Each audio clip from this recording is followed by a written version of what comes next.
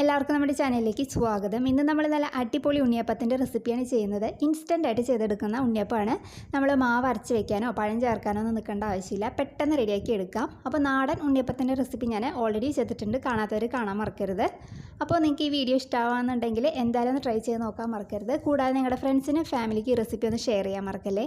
ആരെങ്കിലും നമ്മുടെ ചാനലിലേക്ക് ആദ്യമായിട്ട് വന്നിട്ടുണ്ടെങ്കിൽ ഒന്ന് ചാനൽ സബ്സ്ക്രൈബ് ചെയ്യാനും മറക്കല്ലേ. അപ്പോൾ നമ്മുടെ ഇൻസ്റ്റൻറ്റ് ഉണ്ണിയപ്പം റെഡിയാക്കാൻ വേണ്ടിയിട്ട് ഞാനൊരു ബൗൾ എടുത്തിട്ടുണ്ട്. ഇതിലേക്ക് 1 കപ്പ് വറുത്ത അരിപ്പൊടി ചേർക്കുന്നുണ്ട്. നമ്മൾ അപ്പത്തിനും ഇടിയപ്പത്തിനൊക്കെ എടുക്കുന്ന നൈസായിട്ടുള്ള വറുത്ത അരിപ്പൊടി ചേർത്തിട്ടുണ്ട്.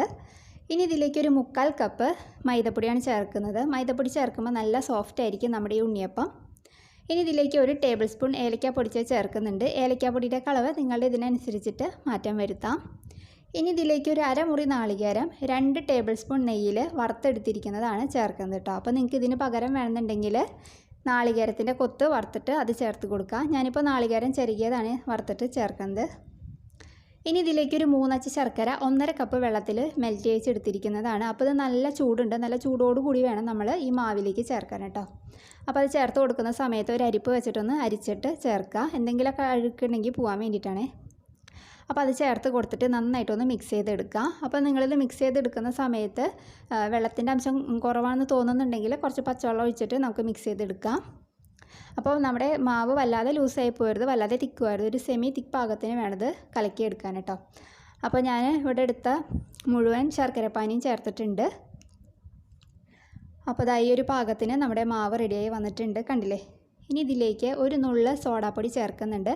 കാരണം നമ്മളിത് പഴം ചേർക്കുന്നില്ല, ഫെർമെൻറ്റ് ചെയ്യാനൊന്നും വെക്കുന്നില്ലല്ലോ, ഇപ്പം തന്നെ ചുട്ടെടുക്കാൻ പോവുകയാണ്. അതുകൊണ്ടാണ് ഇതിനകത്തേക്ക് ഒരു നുള്ള് സോഡാപ്പൊടി ചേർക്കുന്നത് കേട്ടോ. അപ്പോൾ സോഡാപ്പൊടിയുടെ ഒന്ന് അളവ് കൂടിക്കഴിഞ്ഞിട്ടുണ്ടെങ്കിൽ നമ്മുടെ ഉണ്ണിയപ്പം ശരിയായി കിട്ടില്ല.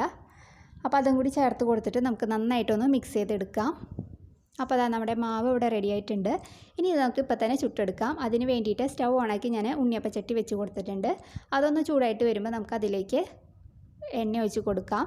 എണ്ണ ചൂടായി വന്നതിന് ശേഷം നമുക്ക് ഫ്ലെയിം മീഡിയത്തിലേക്ക് ആക്കാം.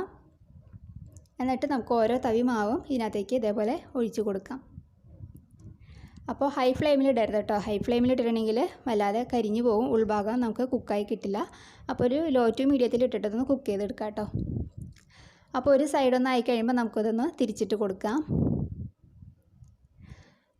അപ്പോൾ അതവിടെ 2 സൈഡും കുക്കായി വന്നിട്ടുണ്ട്. ഇനിയിപ്പോൾ നമുക്കത് എണ്ണയിൽ നിന്ന് കോരി മാറ്റാം.